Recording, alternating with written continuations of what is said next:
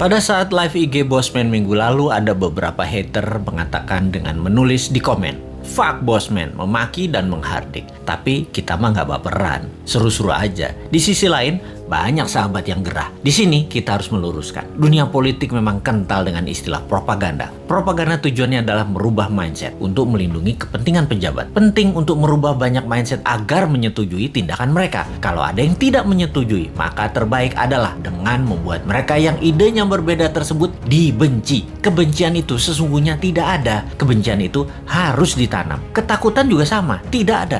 Ketakutan itu harus ditanam. Itulah senjata buzzer. Kebencian dan membuat ketakutan.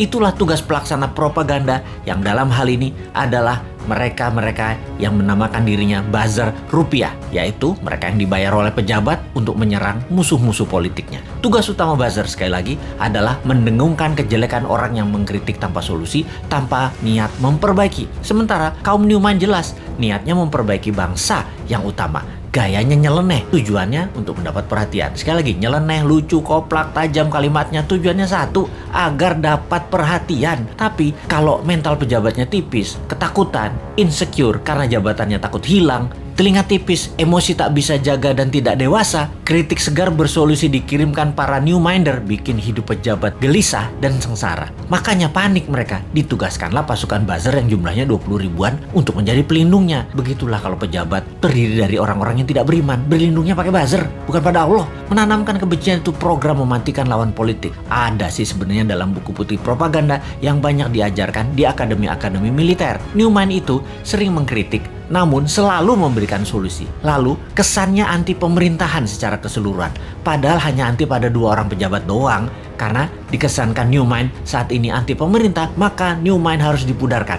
Siapa yang melakukannya? Yang melakukannya adalah penggemar pejabat penguasa saat ini yang kebanyakan berciri-ciri, yaitu minoritas orang tajir beragama minoritas. Nah, kalimatnya ya, maaf kurang ajar ya, tapi saya nggak mau basa-basi. Atau yang mayoritas latar belakangnya namun terkena propaganda yang akhirnya tidak menyukai sisi seberang yang di framing jualan agama ke Arab-Araban plus dibungkus budaya Arab. Maaf, sekali lagi kalimat Bosman ini kali ini vulgar. Daripada basa-basi mendem-mendem mau realitanya gitu. Jadi begitu berhasil menggiring opini yang menganggap Bosman anti pemerintah, maka otak bawah sadar banyak orang digiring lagi oleh buzzer. Digeneralisir, Bosman itu oposisi, pendukung kadrun, dan pendukung partai kalah perang, Demokrat dan PKS. Cara kerja buzzer menggiring opini masyarakat memang begitu dan berhasil hingga saat ini membelah bangsa Indonesia menjadi 2. Sangat berhasil. Namun efeknya sekali lagi membuat bangsa ini terus aja banyak konflik. Kalau Bosman mengajak diskusi yang beda pemahaman bernegara, tidak membuat belah negara ini jadi 2. Old mind, new mind, tidak membelah rakyat di bawah tetapi menjelaskan adanya otot pengetahuan lain atau muscle knowledge yang itu akan menambah dewasa banyak pihak. Sehubungan dengan old mind versus new mind dalam konsep bernegara, Bosman mengatakan berkali-kali, new mind adalah siapa saja yang menganut MMT ekonominya, nasionalis patriotis, tidak tergantung asing bernegaranya, pro-life, mendukung sustainability lingkungan dan membuat Indonesia menjadi negara superpower di ulang tahun kemerdekaan Indonesia yang ke-100 yaitu tahun 2045. Mereka adalah para Newminder. Fenomena ini, incumbent dan oposisi, keduanya pernah menjabat 20 tahun terakhir. Terbukti, tidak membawa Indonesia menjadi negara superpower. Makanya, Newmind bertanya, 24 tahun ke depan masih mau sama mereka lagi pola pikir dan pola tindaknya? Atau mau main baru pakai bernegaranya ala Newmind? Inilah demokrasi. Kalau kalah Newmind, legowo juga. Nggak muring-muring, ngacak-ngacak, demo-demo. Nggak baper, basi itu mah. Buktikan saja di dalam kehidupan keseharian Newmind. Kalau ternyata kaum Newmind lebih makmur, lebih sehat, lebih bahagia, ya monggo diadopsi secara nasional. Kita mah asik-asik aja. Jadi, misi bersama jangka pendek kaum Newmind adalah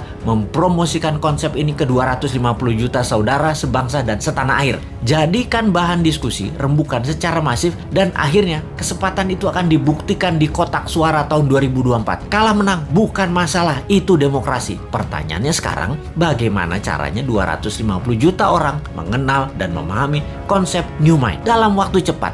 Urusan suka nggak suka itu nomor 2. Yang penting masuk dulu dan difahami. Ada saran nggak ya supaya Newmind bisa sukses?